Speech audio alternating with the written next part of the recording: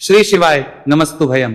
दोस्तों, जैसा कि आप सभी लोग जानते हैं कि 13 जुलाई 2026 आषाढ़ मास महीने में पड़ने वाली सोमवार चतुर्दशी तिथि और आषाढ़ महीने की सोमवार व्रत है और हमारे हिंदू धर्म में इसका बहुत ही बड़ा और विशेष महत्व होता है। अगर कभी भी मौका लग जाए और आषाढ़ मास का चतुर्दशी तिथि सोमवार के दिन पा जाए तो आप लोगों को सिर्फ और सिर्फ तुलसी की सूखी लकड़ी वाला उपाय तो अवश्य ही करना चाहिए। इन दोनों का संयोग बहुत ही कम आता है। इसी के साथ में गुरुजी ने अपनी शिव पुराण कथा में बताया है कि इस दिन आपको तुलसी की सूखी लकड़ी वाला उपाय तो आपको अवश्य ही करना चाहिए, क्योंकि ऐसा दिन पूरे साल में सिर्फ एक ही बार आता है। और दोस्तों, आप सभी लोग जानते हो कि सोमवार चतुर्दशी तिथि का अगर सबसे बड़ा कोई उपाय है तो वह तुलसी की लकड़ी वाला उपाय है। तो दोस्तों, सोमवार चतुर्दशी तिथि के दिन आप लोगों को इस तुलसी की सूखी लकड़ी वाला उपाय को जरूर करना है। बहुत सारे लोग होंगे जिन लोगों ने इस उपाय को ना किया हो, मतलब पूरा साल निकल गया, उन्होंने किसी भी दिन इस तुलसी की सूखी लकड़ी वाला उपाय को न किया हो। पर दोस्तों, आपके पास एक आखिरी मौका बचा हुआ है, जो कि सोमवार चतुर्दशी तिथि के दिन है। इस दिन आप लोगों को इस वाले उपाय को जरूर कर लेना है। भले ही आपने पूरे महीने भर इस उपाय को ना किया हो, पर अगर आपने इस आषाढ़ महीने के सोमवार चतुर्दशी तिथि के दिन अगर इस वाले उपाय को कर लिया तो आपको इस उपाय को करने का वह फल मिलेगा जिसकी आपने कभी कल्पना भी नहीं करी होगी। इसीलिए आप लोग इस वाले उपाय को एक बार जरूर कर लेना है, ताकि आप लोगों के हाथ से यह मौका ना जा सके और आप इस उपाय को का फल मिलेगा। दोस्तों, यह उपाय पंडित जी ने अपनी अभी की ही श्री शिव महापुराण की कथा में बताया है, जिस उपाय को आज हम आपको बहुत अच्छे से समझाने वाले हैं। इस वीडियो को देखने के बाद उपाय को समझने के लिए आपको कोई और वीडियो को देखने की जरूरत नहीं पड़ेगी। तो चलिए दोस्तों, उपाय को शुरू करते हैं। देखिए, ये इस आषाढ़ महीने सोमवार चतुर्दशी तिथि के दिन ये इतना खास होता है, इतना महत्वपूर्ण होता है। देखा गया कभी कभी बड़े बड़े पूजा पाठ अनुष्ठान से जो कि मनोकामना पूर्ण नहीं होते, वहां आषाढ़ महीने के सोमवार चतुर्दशी तिथि के दिन एक छोटे से उपाय करने से ही आपकी मनोकामना पूर्ण हो जाती है। और बहुत सारे लोगों ने इस उपाय को किया भी है, पर उनको इस उपाय को करने का फल भी जरूर मिला है। अगर आप लोग भी पूछी जाए इस उपाय को करना चाहते हैं तो आप इस उपाय को पहले अच्छे से समझ लेना, सुन लेना, उसके बाद करना। इस उपाय का फल जरूर मिलेगा और इस उपाय को कर लेने से आपके घर में चाहे किसी भी प्रकार की दुख और समस्या क्यों ना चल रही हो, आपको उसका कारण भी नहीं पता है कि भाई ये समस्या किस कारण से चल रही है, उसका कुछ भी कारण हो सकता है, जैसे पितृदोष हो सकता है या किसी भी तरह का मंगल दोष भी हो सकता है। तो इस दिन आप लोगों को ये वाला उपाय कर लेना है। ये एक ऐसा उपाय है जिस उपाय को अगर किसी विशेष दिन पर किया जाए तो भाई उस विशेष दिन का जो है तो हमें मिलता ही मिलता है। पर हमने उस दिन पर इस उपाय को किया है तो हमें उससे भी बड़ा फल मिलता है, और फल बहुत जल्दी मिलता है, क्योंकि आप इस उपाय को बहुत ही बड़े और विशेष दिन पर कर रहे हो। तो चलिए अब उपाय के बारे में बात करते हैं, लेकिन उससे पहले आप लोगों को यह जानना आवश्यक है कि आखिर ये उपाय किस समय करना है, किसको करना है और कैसे करना है। तो चलिए हम आगे आपको वीडियो में एक एक करके बता देते हैं। लेकिन अगर आप लोग हमारे चैनल पर पहली बार आए हैं या फिर मेरी आवाज आज पहली बार सुन रहे हैं तो हमारे चैनल को सब्सक्राइब जरूर कर लेना और इस वीडियो को लाइक करके कमेंट बॉक्स में श्री शिवाय नमस्तु भयम ओम नमः शिवाय जरूर टाइप कर देना। तो दोस्तों, इस तुलसी की सूखी लकड़ी वाला उपाय को हमें सोमवार चतुर्दशी तिथि के दिन कैसे करना है, किसको करना है, किस समय करना है और कहां पर करना है, ये सारे सवालों के जवाब आपको इस वीडियो में मिल। और जो ये वीडियो देखेगा भाई, उसको तुलसी की सूखी लकड़ी वाला उपाय जरूर करना चाहिए, क्योंकि इस दिन काला तिल का भी बहुत ही बड़ा और विशेष महत्व होता है। और जब बात आ जाए तुलसी की सूखी लकड़ी वाला उपाय की, तो ये सोने पर सुहागा वाली बात हो जाती है और ये बहुत ही बड़ा उपाय होता है। अब दोस्तों, इस तुलसी की सूखी लकड़ी उपाय को आखिर करना किसको है, सबसे पहले हम लोग वो बात जान लेते हैं। तो देखो, घर की जो बड़ी माताएं बहन होती हैं, उन माताओं बहनों में से कोई भी एक बड़ी माता बहन इस वाले उपाय को कर सकती है। और दोस्तों, अगर आप चाहें तो अपने घर में से सभी सदस्यों को भी इस उपाय को करवा सकते हैं। अगर किसी व्यक्ति की खुद की कोई मनोकामना है, खुद की कोई दुख और परेशानी है जो कि वो अपने लिए ही करना चाहता है इस वाले उपाय को, तो वो खुद अपने लिए भी कर सकता है। बाकी अगर कोई घर में से ऐसा है जो कि अपने पूरे घर परिवार के सुख और शांति के लिए ये वाला उपाय करना चाहता है, तो भाई वो भी कर सकता है, उसमें भी कोई दिक्कत नहीं है। कहने का मतलब ये है कि इस उपाय को हर एक सदस्य भी कर सकता है। और पूरे घर परिवार के सदस्य के लिए घर की बड़ी माताओं बहनों में से कोई एक माता बहन भी कर सकती है। माताएं बहनें अगर घर में उपस्थित ना हो या वह ये वाला उपाय ना कर पा रही हो तो फिर घर का कोई बड़ा सदस्य भी इस तुलसी की सूखी लकड़ी वाला उपाय को कर सकता है, चाहे फिर वह पुरुष ही क्यों ना हो, उसमें कोई दिक्कत वाली बात नहीं है। उसके बाद में दोस्तों जो अगला प्रश्न निकल कर आता है वो ये आता है, इस उपाय को लेकर के आखिर इस उपाय को हमें किस समय करना है, सुबह के समय करना है कि शाम के समय करना है। तो देखो, इस वाले उपाय को आप लोग सुबह के समय भी कर सकते हो और शाम के समय प्रदोष काल में भी कर सकते हो। अब अगर आप पूछो कि भाई साहब सबसे उत्तम समय कौन सा रहेगा इस तुलसी की सूखी लकड़ी वाला उपाय को करना है का, तो हम बस यही कहेंगे कि इस उपाय को आप सुबह के समय करेंगे तो ज्यादा बेहतर होगा। बाकी अगर प्रदोष काल शाम के समय भी करेंगे तो भी अच्छा होगा, उसमें कोई भी दिक्कत वाली बात नहीं है।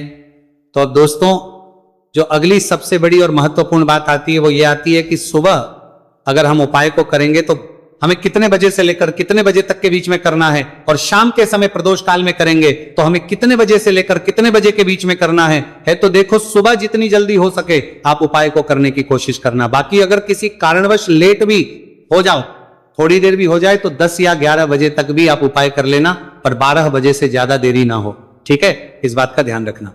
उसके बाद में दोस्तों अगर शाम के समय प्रदोष काल की बात करें, प्रदोष काल का जो समय है होता है वह शाम के 6 बजे से शुरू हो जाता है। मतलब शाम 6 से लेकर 7 के बीच का जो समय होता है यह समय प्रदोष काल का समय होता है।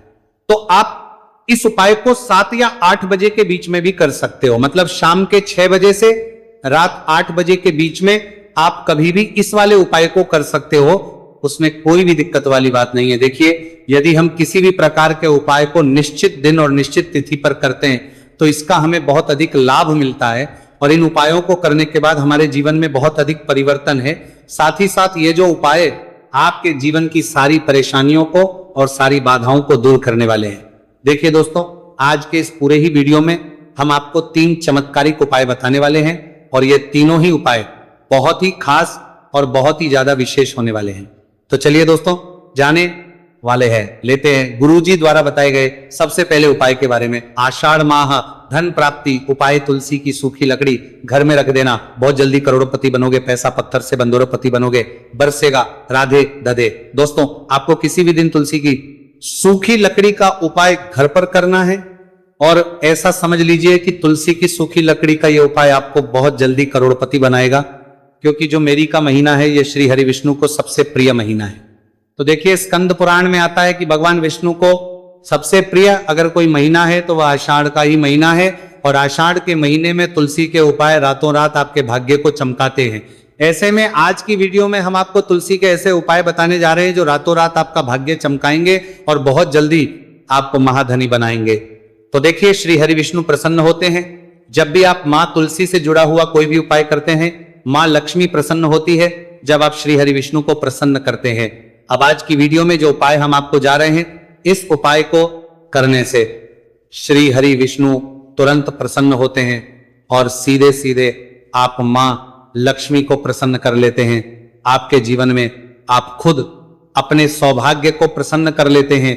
इसकी तरफ करने के भी आपके जीवन में आप खुद अपने सौभाग्य को प्रसन्न कर लेते हैं, प्राप्त कर लेते हैं इस छोटे से उपाय को करके। तो देखिए, सबसे पहले बात कर लेते हैं कि जो मां तुलसी है, इनके बिना श्री हरि विष्णु का पूजन और श्री हरि विष्णु का भोग दोनों ही अधूरे हैं। जब भी हम श्री हरि विष्णु को भोग कराते हैं, उनको भोग लगाते हैं, उसमें हम तुलसी दल जरूर डालते हैं, पत्ता डालेंगे लेकिन तुलसी दल जरूर डालते हैं, क्योंकि बिना तुलसी दल के श्री हरि विष्णु कोई भी भोग स्वीकार नहीं करते हैं। और आषाढ़ के महीने में तुलसी का पूजन करने से व्यक्ति को सौभाग्य की प्राप्ति होती है, उसके घर में कभी निर्धनता नहीं आती है। आप देखिए, सबसे पहले तो आपको आषाढ़ के महीने में एक हरा भरा तुलसी का पौधा अपने घर में लगाना चाहिए। अगर पहले से आपके घर में तुलसी का हरा भरा पौधा है तो बहुत उत्तम है, अगर नहीं है तो आषाढ़ के महीने में एक तुलसी जी का पौधा आप जरूर लेकर आए, क्योंकि सबसे श्रेष्ठ महीना है तुलसी के पौधे को अपने घर में लाकर लगाने के लिए। दूसरी चीज कि देखिए, आषाढ़ के महीने में या उससे पहले आपके घर में तुलसी जी का पौधा सूख गया है, और अगर तुलसी का पौधा आपके घर में सूखा हुआ है तो उससे कौन पाए है जो आप करके रातों रात अपने भाग्य को चमका सकते हैं। तो देखिए, अगर आपके घर में तुलसी जी का सूखा हुआ पौधा है इसमें आपको हरे भरे पौधे से उपाय नहीं करना। आपके घर में तुलसी जी का अगर सूखा हुआ पौधा है उसी से आप उपाय करेंगे, इस चीज का ध्यान रखेंगे। तो देखिए, अगर तुलसी जी का पौधा सूख गया है तो आपको क्या करना है, छोटी छोटी टहनियां लेनी है, गिन करके 7 टहनियां, ठीक है ना। कितनी टहनियां लेंगे? 7 टहनियां लेंगे। थोड़ा सा मौली धागा आपको लेना है और 7 तुलसी की सूखी लकड़ी को एक के अपने अंदर एक यानी गट्ठा टाइप का बनाना है और उसको बांध देना है, ठीक है ना। सारी तुलसी की लकड़ियों को इकट्ठा करना है और मौली धागे से बांध देना है। बांध देंगे कलावा लपेट कर। अब आपको क्या करना है, रोली का इस तुलसी की सूखी लकड़ी पर आपको करना है रोली का तिलक करेंगे। अगर चंदन है तो थोड़ा सा चंदन लगा दीजिए। अब ये तुलसी की जो सूखी लकड़ी है ये आपको थोड़ी देर अपने घर के मंदिर में रखनी है, श्री हरि विष्णु के सामने, और एक देसी घी का दीपक आपको श्री हरि विष्णु के सामने लगाना है। दीपक गोल बाती का लगाएंगे और उसमें 1 चुटकी पिसी हुई हल्दी डाल देंगे, ठीक है ना। श्री हरि विष्णु को हल्दी बहुत प्रिय, दीपक लगा देंगे। थोड़ी देर बाद जो तुलसी की लकड़ियां हैं उनको ऐसे ही रखा रहने देंगे, तिलक कर देंगे। अब थोड़ी देर बाद आपको क्या करना है, तुलसी की वो जो सूखी लकड़ी बांधी थी कलावे से, मौली धागे से, अब आपको उन्हें उठाना है। एक छोटे से लाल कपड़े में आप इसको रख लीजिए, ठीक है ना। लाल कपड़े में रख लीजिए, पीला कपड़ा हो तो पीले कपड़े में रख लीजिए। रखने के बाद आपको क्या करना है, इसकी पोटली टाइप की बना देनी है, धागे से लपेटकर मौली धागे से पोटली बना लीजिए, आराम से बंध जाती है। अब इस पोटली को आपको कहां रखना है, इसे आपको अपने घर के मुख्य द्वार पर टांगना है, ठीक है ना। अंदर की तरफ और बड़ा से मुख्य द्वार पर अंदर की तरफ टांग दीजिए और मां लक्ष्मी का ध्यान करिए, श्री हरि विष्णु का ध्यान करिए, उनसे प्रार्थना करिए कि हे धन की देवी महालक्ष्मी, आप मेरे घर में पधारिए और अपनी कृपा मुझ पर बरसाइए। इस तरह से आपको प्रार्थना करनी है और मंत्र बोलना है, ओम नमो भगवते वासुदेवाय नमः 11 बार ये मंत्र बोलना है। एक दीपक आपको जिस दिन भी उपाय कर रहे हैं अपने घर के मुख्य द्वार पर प्रज्वलित करना है। चौमुखी दीपक, 4 बाती का दीपक लगाएंगे और थोड़ी सी हल्दी उस दीपक में भी डाल देंगे। मुख्य द्वार पर दीपक बाहर की तरफ लगाना है, सीधे हाथ पर, ठीक है ना। ये उपाय आषाढ़ में आप करिए और देखिए कि कैसे आप महाकरोड़पति बनते हैं, कैसे आपके पास पैसा आता है और कैसे आपके पास पैसा रुकता है। तो ये वही उपाय है जो रातों रात आपके भाग्य को चमकाएगा और आपको महाधनी बनाएगा। छोटा सा उपाय आपको महाकरोड़पति बनाएगा। आपके बाद करोड़पति है, बनते बनाया गया है देगा। अगर सच्ची श्रद्धा से आपने इस उपाय को कर लिया। साथ ही साथ आषाढ़ के महीने में अगर कोई जूते का दान कर देता है, जूते चप्पलों का कोई दान कर दे, माह में तो समझ लीजिए उसे हर वो वस्तु मिलती है जिसकी वो कल्पना करता है, जिसकी वो चाहता है। आपने अगर कुछ ऐसा सोचा है कि हाँ मुझे ये वस्तु या मुझे ये चीज मिल जाए, मेरी ये इच्छा पूरी हो जाए, आपकी कोई भी इच्छा अधूरी है, पूरी नहीं हो रही, तो आषाढ़ माह में आप चाहे किसी एक व्यक्ति को दान करें, जूते या चप्पल का दान जरूर करेंगे और फिर देखिए कि आपका भाग्य कैसे आपका साथ देता है और कैसे आप अपने जीवन में आगे बढ़ते चले जाते हैं। तो बहुत अच्छे से उपाय आपको बताया है। अब हम बात करते हैं दूसरे विशेष उपाय की। देखिए, ये उपाय भी तुलसी जी के पौधे के वहां पर करना है। आपके भाग्य का उदय करने के लिए आपके घर में धन सम परेशानियां हैं, कर्ज की समस्या अगर दिन पर दिन बढ़ती जा रही है, खत्म नहीं हो रही है, बहुत ज्यादा परेशानियां हैं, तो आपको ये उपाय करना चाहिए। देखो करना क्या है, बहुत ध्यान से समझना। आपको मात्र तांबे के पात्र के अंदर जल लेना है, उस जल के अंदर 1 चुटकी आपको हल्दी मिला देनी है, ठीक है, और साथ में लेना है कमल गट्टा। या केवल उपाय आषाढ़ सोमवार चतुर्दशी तिथि के दिन करना है। अगर आपको ऐसा लगता है कि आपके जीवन में अष्टलक्ष्मी का वास नहीं है, भाग्य का साथ आपको नहीं मिल पा रहा है, तो आप ये उपाय शनिवार के दिन कर सकते हैं, सोमवार चतुर्दशी तिथि के दिन भी कर सकते हैं, ठीक है। शनिवार सोमवार दोनों दिन आप ये उपाय कर सकते हैं। देखो करना क्या है, इस जल के पात्र के अंदर हल्दी डाली और 1 कमलगट्टा डाला। अब आपको तुलसी जी के वहां पर जाना है। देखिए जब आप हल्दी डालोगे जल के पात्र के अंदर, तब आपको ओम नमो भगवते वासुदेवाय का 11 बार जाप करना है, फिर हल्दी डालना है। जब आप कमलगट्टा डालोगे तब आपको ओम श्री नमः या ओम महालक्ष्मी नमः इस मंत्र का जाप करते हुए कमलगट्टा डालना है, 11 बार जाप करना है, ठीक है। कमलगट्टा और हल्दी दोनों होना चाहिए। कमलगट्टा महालक्ष्मी का प्रतीक माना जाता है और हल्दी जो है वो भगवान विष्णु के निमित्त आप हल्दी डालेंगे, ठीक है। इस जल को आपको तुलसी जी की जड़ में अर्पित करना है, अर्पित करना है। ओम नमो भगवते वासुदेवा का जाप करते हुए बस इतना सा उपाय करना। धन संबंधी को कोई भी परेशानियां हैं वह सब दूर हो, ऐसी आपको प्रार्थना करनी है।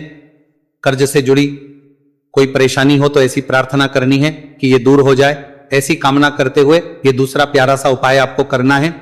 तो देखो, ये हो गया उपाय जो कि आप सुबह से लेकर के शाम तक कर सकते हैं।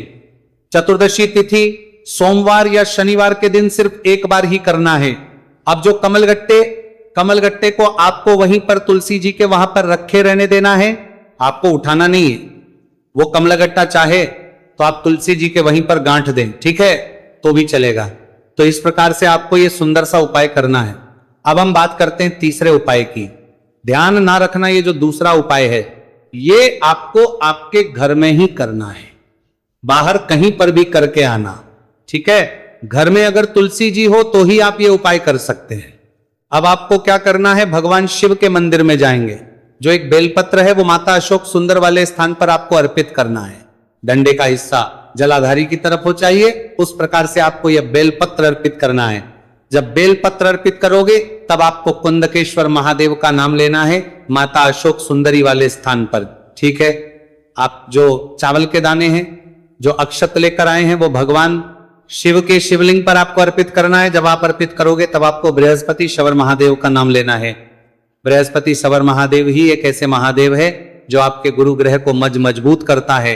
तो आपको इस प्रकार से अर्पित करना है और अंत में एक लोटा जल धीरे धीरे पतले दरा से बृहस्पति शवर महादेव का स्मरण करते हुए या श्री शिवाय नमस्तु भयम का जाप करते हुए आप अर्पित करें। ये केवल और केवल सोमवार चतुर्दशी तिथि के दिन किया जाता है और ये उपाय बहुत ही ज्यादा प्रभावशाली है। ध्यान रखना, हल्दी का उपयोग मत करना, चावल में पीला करना है, चावल को तो पीला चंदन ही होना चाहिए, ठीक है। अब ये जो उपाय जो भी करता है निश्चित तौर पर उसके जीवन के सारे अंधकार दूर होते ही होते हैं, उसको सफलता भी मिलती है, बृहस्पति मजबूत होते हैं, किस्मत का साथ उसको मिलने लगता है। ये उपाय प्रदोष काल के समय करते हैं तो और लाभकारी सिद्ध होता है। तो दोस्तों, ये थे पूज्य गुरुजी द्वारा बताए गए कुछ बहुत ही खास उपाय। अगर आपको जानकारी अच्छी लगी हो तो वीडियो लाइक करिएगा। मिलते हैं फिर एक नए वीडियो के साथ। श्री शिवाय नमस्तु भयम।